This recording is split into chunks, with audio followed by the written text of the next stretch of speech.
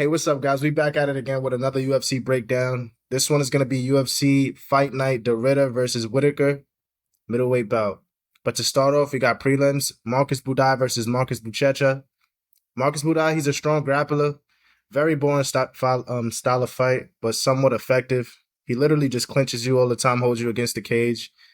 It's effective, but I don't think it's going to work against Buchecha because this is a grappler, a top-tier grappler, like a Brazilian Jiu-Jitsu world champion. So if this fight goes to the ground, there's no doubt about it that Buchecha's winning this fight. So I see this possibly winning with a second round submission, maybe first, but it's not going to go the distance. I'm leaning Buchecha in this one. In our second fight, we have Muhammad Yahya versus Steven Nguyen. Yahya, this is his third bout in the UFC. He's looking for his first win, though. He got stopped in his last bout against Cal Fernandez, and he's going against another striker. Watching Yahya fight, I've never really came off as impressed. His striking ability is not really refined. His grappling leaves a lot to be desired, but that's why I'm leaning towards Steven for this fight. I think his striking is just a little more technical. He has enough power to get him out of there. I'm going money line for that one. In our third fight, we have a light heavyweight bout. It's going to be Ibo Aslan versus Billy Elikana. And Ibo's on fire. Like, he started his first two fights with a KO. And in the third one, he went against Ion Cutelaba, who subbed him. But before that sub, it was looking real dangerous. So if I'm you guys, I would lean towards Ibo for this one. He just hits too hard. He's too aggressive. He's in your face. And Billy Elikana, he shows that that's not the fighting style that best suits him. He's not going to be victorious if he stands with him. And even if he gets this fight to the ground, I don't think his stamina is going to be a plus for him. It won't work out. So I got Ibo for this one, and it might be a knockout. Our fourth fight, we have Amanda Ribas versus Tabitha Ricci. Amanda's fought a lot of good competition with mixed results. She can grapple. It's not the best. She can strike. It's also not the best. And she leaves herself open a lot. Tabitha Ricci, however, she's coming into her own. Her last fight, she lost to former title contender Yan Xiaonan. But prior to that, she has great wins over Jillian Robinson, who's surging, Tisha Pennington, who's always in every fight. And the fight before that, she had a split decision loss to Lupi Godinez, who's one of my favorite fighters. She's great. Boxing is amazing. So with that being said, I lean towards the underdog, Tabitha Ricci.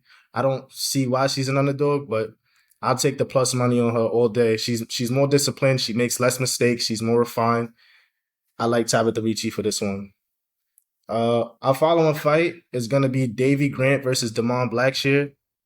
This is a fun fight for me. Davy Grant is an amazing striker, a little unorthodox in his techniques, but if he hits you, you hit the ground. And he's going against Damon Blackshear, who can strike in his own right, but is a top-tier grappler.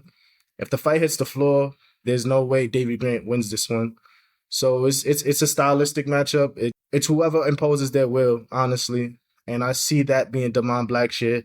If he doesn't fall in love with his striking, which is decent, if he goes with his grappling, that's his best path to victory, he'll win this fight. So with that being said, if he gets a takedown in the first, second round, and he tires out Davy Grant, I can see a second round submission or a third round submission, probably even a decision win. But I have Damon Blackshear for this one. Our following fight is going to be Carlos Leal versus Muslim Salikov. And Salikov, he's the oldest fighter on the card. He's 41. He has 13 knockouts, however, on his record, going against 11 knockouts in Carlos Leal. This fight is not going the distance. These guys, it's a crash course.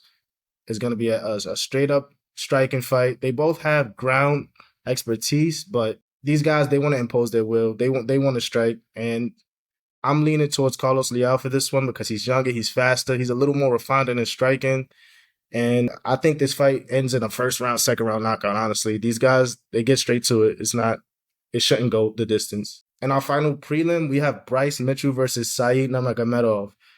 Bryce Mitchell is a super grappler. All he's going to do is push forward and go for takedowns. His striking is not the best, but his will to win is top tier.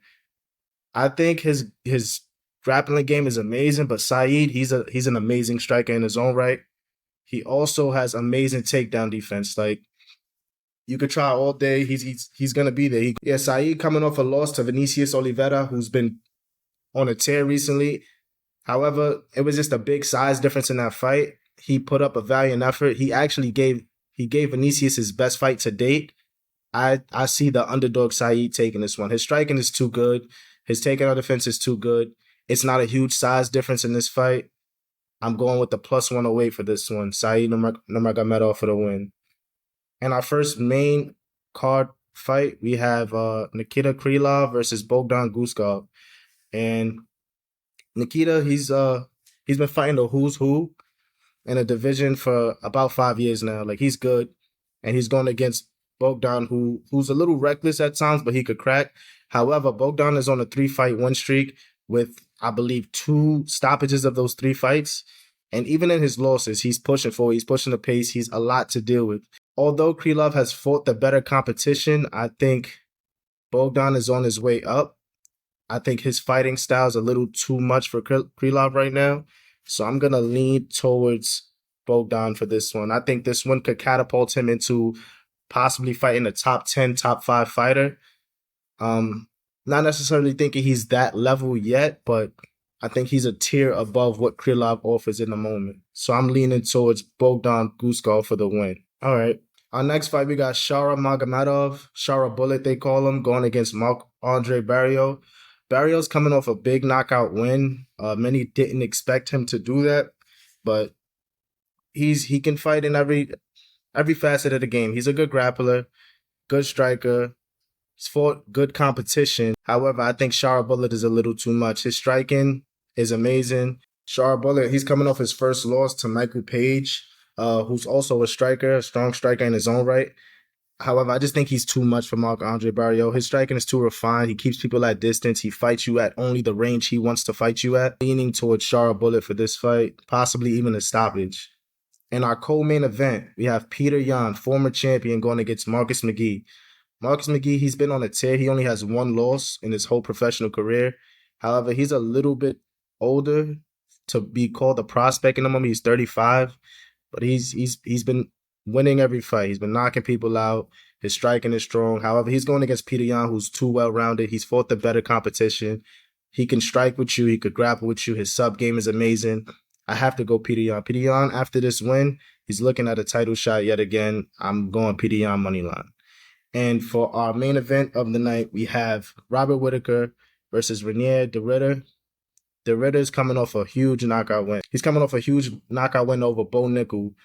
And De Ridder, he's looking great right now. He has 14 subs on his record. I know Robert Whittaker is a former champion. He's fought the who's who of the division. But I think De Ridder's just on the way up right now. He's looking too good in every fight. If the fight hits the ground, it's an automatic win for him. I don't see a path to victory for Whittaker in this fight. He gets cracked in almost every fight too, which is a cause for concern. And I just think it's going to be a showcase fight for him. So that's my wrap-up. That's my fight breakdown for UFC, De Ridder versus Whittaker. Peace.